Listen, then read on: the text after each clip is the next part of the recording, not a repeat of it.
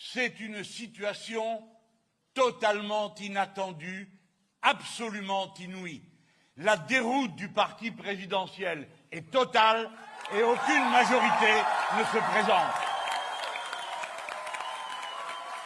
Nous avons réussi l'objectif politique que nous nous étions donné en moins d'un mois de faire tomber celui qui, avec autant d'arrogance, avait tordu le bras de tout le pays pour être élu sans qu'on sache pourquoi faire.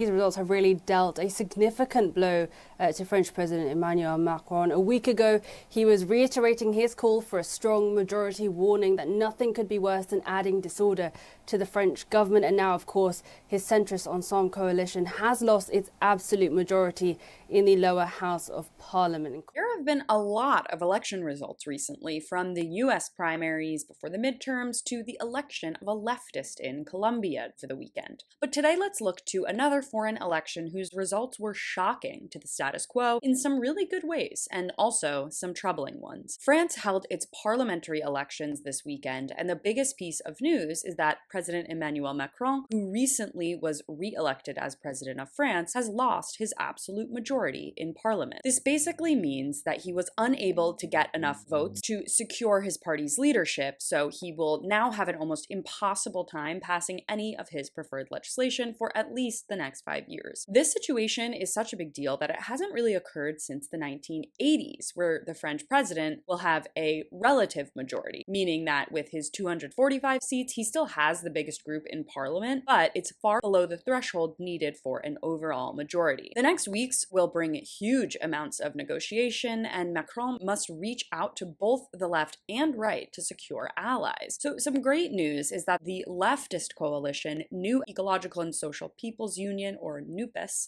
a pan-left coalition led by the far-left leader Jean-Luc Mélenchon, came in second with 131 seats. Mélenchon isn't mincing any words when it comes to his detest for Macron's style of leadership, saying that the left will, quote, bring down the one who with such arrogance had twisted the arm of the whole country, who had been elected without knowing what for. Macron has described his leadership as a Jupiterian-type presidency. Jupiter is the Roman god of the gods, meaning Macron is a top-down ruler. But he will now have to come down to earth and practice the art of consensus building. Macron symbolizes the resilience of this neoliberal type of executive leader, like many centrist Democrats in the United States, who's fiscally sympathetic to Wall Street and the military-industrial complex while championing inclusion and civil rights. Of course, this is all a major simplification, but we did see echoes of this pervasiveness with someone like Joe Biden defeating Bernie Sanders in the primary despite the growing unease with the direction of our country. And this is reflected in the voter turnout numbers. Large numbers of centrist voters in France did not show up to vote when the issue on the table was the left coalition versus the right one, led by the infamous Marine Le Pen. This tweet nods at how familiar this feels to US progressives, writing that, quote, the strength of the far right in the French parliament is entirely down to centrists refusing to back the left when the choice was socialism or barbarism. So now we get to the bad news. The mistrust of Macron led to abysmal voter turnout and the election of a record number of far-right leaders. The far-right National Party won a record 89 seats, which puts it in third place in the French parliament. This means that Macron now has to negotiate with both sides, an unprecedented situation which signals that, like the US, France is more radically divided than ever, with voters looking to the extreme left and right for guidance, because the center has not held. Thanks so much for watching. You can follow me on all platforms at Caro Johnson 917.